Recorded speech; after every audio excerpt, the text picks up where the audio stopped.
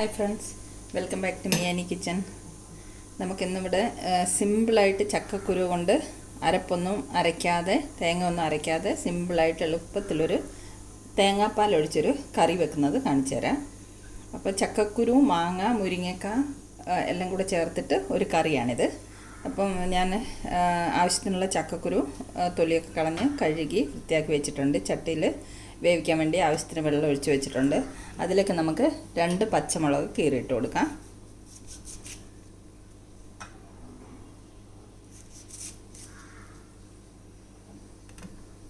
കുറച്ച് കറിവേപ്പില ഇടാം. ഒരു 2-3 അല്ലി വെളുത്തുള്ളി ചെറുതായിട്ട് അരിഞ്ഞിട്ട് കൊടുക്കാം. വെളുത്തുള്ളി ഇടുന്നതിൻ്റെ ഉദ്ദേശം എന്ന് പറഞ്ഞാൽ ചക്കക്കുരുവിന് ഗ്യാസൊക്കെ ഉള്ളതല്ലേ, അപ്പോൾ നമുക്ക് അധികം ഗ്യാസിൻ്റെ പ്രോബ്ലം ഒന്നും വരാതെ ഇരിക്കും. അതിന് വേണ്ടിയിട്ടാണ് വെളുത്തുള്ളി അരിഞ്ഞിടുന്നത്. 2 അല്ലി ഞാൻ ഇപ്പോൾ ഇട്ടിട്ടുണ്ട്. 2 അല്ലി പിന്നെ നമ്മൾ കടുക് വറക്കുമ്പോൾ അതിൽ അരിഞ്ഞിടാം. അപ്പം പിന്നെ കുറച്ച് ചെറിയ ഉള്ളി ഇതുപോലെ കീറിയിടാം.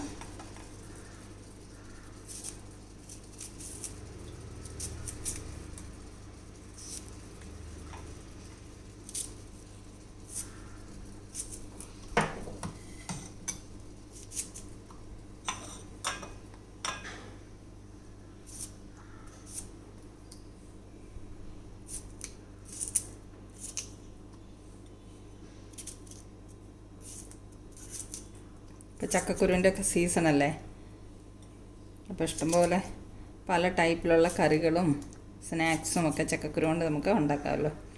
ഈ 2 ഉള്ളി നമുക്ക് കടുക് വറുത്ത് താളിക്കാൻ വേണ്ടി വെച്ചിരിക്കാം. അപ്പം പച്ചമുളക് ഇട്ടു, കറിവേപ്പില ഇട്ടു, ചെറിയ ഉള്ളി, ചക്കക്കുരു. ഇതിന് നമുക്ക് ആവശ്യത്തിനുള്ള ഉപ്പിടാം. ഒരു 1/2 സ്പൂൺ ഉപ്പിട്ടിട്ടുണ്ട്. പിന്നെ നമുക്ക് വേണമെങ്കിൽ ഇട്ട് കൊടുക്കാം. പിന്നെ ഒരു 1/4 സ്പൂൺ മഞ്ഞൾപ്പൊടി. ഇത് രണ്ടും ഇട്ടിട്ട് നമുക്ക് ചക്കക്കുരു വേവിച്ചെടുക്കാം. ഒരു പാതി വേവാകുമ്പോഴാണ് നമ്മൾ മുരിങ്ങയ്ക്കയും മാങ്ങയും തക്കാളിയും ഒക്കെ ഇട്ട് കൊടുക്കുന്നത്. അപ്പോൾ ഇത് നമുക്ക് അടുപ്പത്ത് വെക്കാം. ചക്കക്കുരു വേവാൻ അടുപ്പത്ത് വെച്ചിട്ടുണ്ട്. ഇത് നമുക്ക് അടച്ച് വെച്ച് വേവിക്കാം.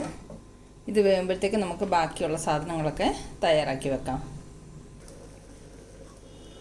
ഇവിടെ ചക്കക്കുരു പാതി വേവായിട്ടുണ്ട്. ഇതിലേക്ക് നമുക്ക് മുരിങ്ങയ്ക്ക, മാങ്ങ, ഒരു തക്കാളി, ഇത് ഇത്രയും ഇട്ട് കൊടുക്കാം. ഇനി ഇതെല്ലാം കൂടെ, ബാക്കിയുള്ള കഷ്ണങ്ങളെല്ലാം കൂടെ വെന്ത് വരട്ടെ.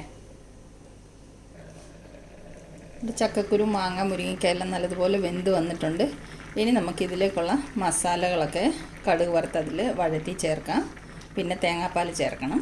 അപ്പോൾ ഇനി നമുക്ക് മസാലകളൊക്കെ ചേർത്ത് കൊടുക്കാം. കടുക് വറക്കാൻ വേണ്ടി പാൻ അടുപ്പത്ത് വെച്ചിട്ടുണ്ട്.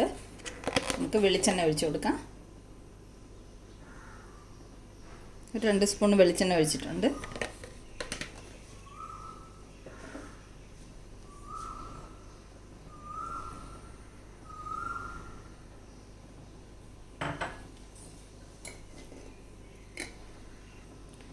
വെളിച്ചെണ്ണ ചൂടായി. നമുക്കൊരു 1/2 സ്പൂൺ കടുക് ഇട്ട് കൊടുക്കാം.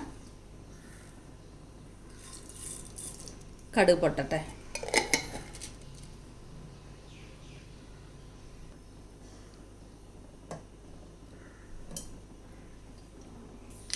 കടുക് പൊട്ടി.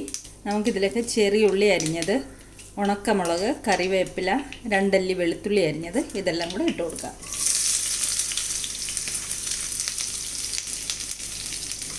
ഇതെല്ലാം ഒന്ന് വഴറ്റിയെടുക്കാം.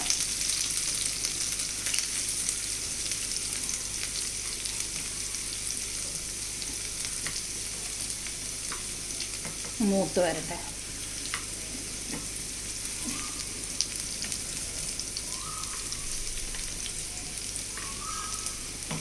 ഉള്ളിയൊക്കെ മൂത്ത് വന്നു കഴിയുമ്പോൾ നമുക്ക് പൊടികൾ ചേർത്ത് കൊടുക്കാം.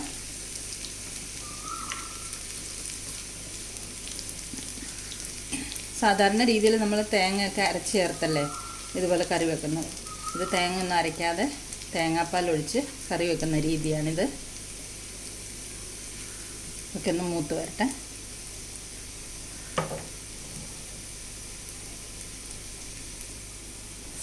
ഉള്ളി വെളുത്തുള്ളിയൊക്കെ മൂത്ത് വന്നിട്ടുണ്ട്. നമുക്കിനി ഫ്ലെയിം ഓഫ് ചെയ്തിട്ട് ഇതിലേക്ക് പൊടികൾ ചേർത്ത് കൊടുക്കാം.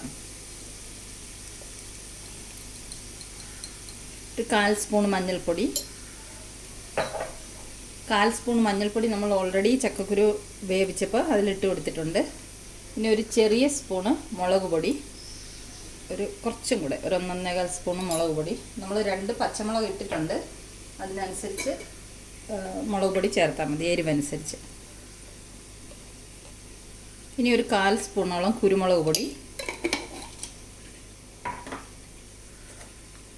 കുറച്ച് പെരിഞ്ജീരകം പൊടിച്ചത്, ഒരു 1/2 സ്പൂണ് പെരിഞ്ജീരകം പൊടിച്ചത്. ഇത്രയും സാധനം ഇട്ട് കൊടുത്തിട്ട് നമുക്ക് ഈ പൊടികളെല്ലാം കൂടെ ഒന്ന് മൂപ്പിച്ചെടുക്കാം. ഫ്ലെയിം ഓൺ ചെയ്യേണ്ട ആവശ്യമില്ല, ഈ ചൂടെണ്ണയിൽ തന്നെ കിടന്ന് ഈ പൊടികളെല്ലാം കൂടെ നല്ലതുപോലെ മൂത്ത് വരുന്നുണ്ട്. ഇളക്കി കൊടുക്കാം.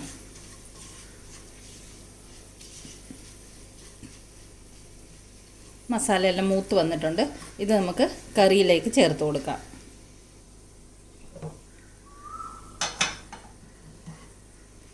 പൊടികൾ മസാല എല്ലാം കൂടെ കറിയിലേക്ക് ചേർത്ത് കൊടുക്കാം.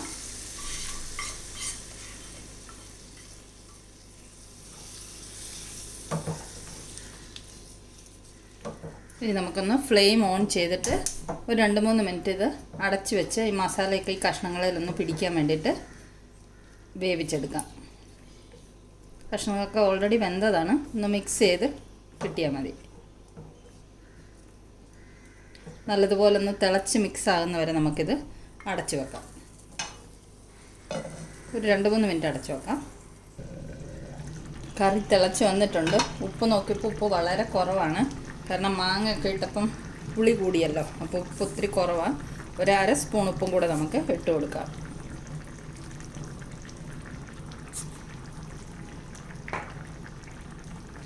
ഇളക്കി മിക്സ് ചെയ്ത് കൊടുക്കാം.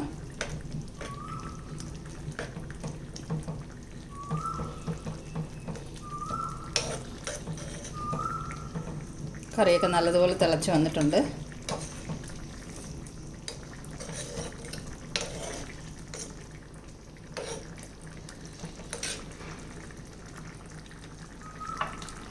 ഇനി നമുക്ക് ഫ്ലെയിം ഓഫ് ചെയ്യാം. ഓഫ് ചെയ്തിട്ട് ഒരു 2 മിനിറ്റ് വെയിറ്റ് ചെയ്യാം. 2 മിനിറ്റ് ഒന്ന് തിളയൊന്ന് നിൽക്കുമ്പോൾ നമുക്ക് തേങ്ങാപ്പാൽ ഒഴിച്ച് കൊടുക്കാം. ചിലപ്പോൾ ഇത്ര ചൂടോടെ തേങ്ങാപ്പാൽ ഒഴിക്കുമ്പോൾ തേങ്ങാപ്പാൽ പിരിയാനുള്ള ചാൻസ് ഉണ്ട്. ഒരു 2 മിനിറ്റ് വെയിറ്റ് ചെയ്തതിന് ശേഷം നമുക്ക് തേങ്ങാപ്പാൽ ഒഴിച്ച് കൊടുക്കാം. നമ്മുടെ കറിയുടെ ഫ്ലെയിം ഓഫ് ചെയ്തിട്ട് ഒരു 2 മിനിറ്റ് ആയിട്ടുണ്ട്, 2-3 മിനിറ്റ് ആയിട്ടുണ്ട്. അപ്പം തിളയൊക്കെ ഒന്ന് നിന്നിട്ടുണ്ട്. ഇനി ഇതിലേക്ക് നമുക്ക് തേങ്ങാപ്പാൽ ഒഴിച്ച് കൊടുക്കാം. ഇതാ 1 കപ്പോളം തേങ്ങാപ്പാലാണ് ഞാൻ ഒഴിക്കാൻ പോകുന്നത്. ഇത് നമുക്ക് കുറേശ്ശെയായി കറിയിലേക്ക് ഒഴിച്ചു കൊടുക്കാം.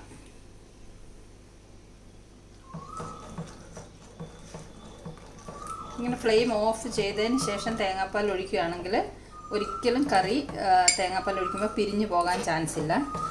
നല്ല ചൂടോടെ തിള വന്നുകൊണ്ടിരിക്കുമ്പം തേങ്ങാപ്പാൽ ഒഴിച്ചാൽ പിരിയില്ല, എന്നാലും ചെറിയ സാധ്യതയുണ്ട് പാൽ പിരിഞ്ഞു പോകാൻ വേണ്ടിയിട്ട്. അതുകൊണ്ട് ഓഫ് ചെയ്ത് ഒരു 2 മിനിറ്റ് കഴിയുമ്പോൾ തേങ്ങാപ്പാൽ ഒഴിക്കണം. ഞാനിത് തേങ്ങാപ്പാൽ കോക്കനട്ട് മിൽക്ക് പൗഡർ ഒരു 2 സ്പൂണ് നിറയെ കോക്കനട്ട് മിൽക്ക് പൗഡർ എടുത്തിട്ട് ചൂടുവെള്ളത്തിൽ കലക്കി വെച്ചിരുന്നതാണ് തേങ്ങാപ്പാൽ. തേങ്ങാപ്പീര പിഴിഞ്ഞെടുത്ത പാലല്ല.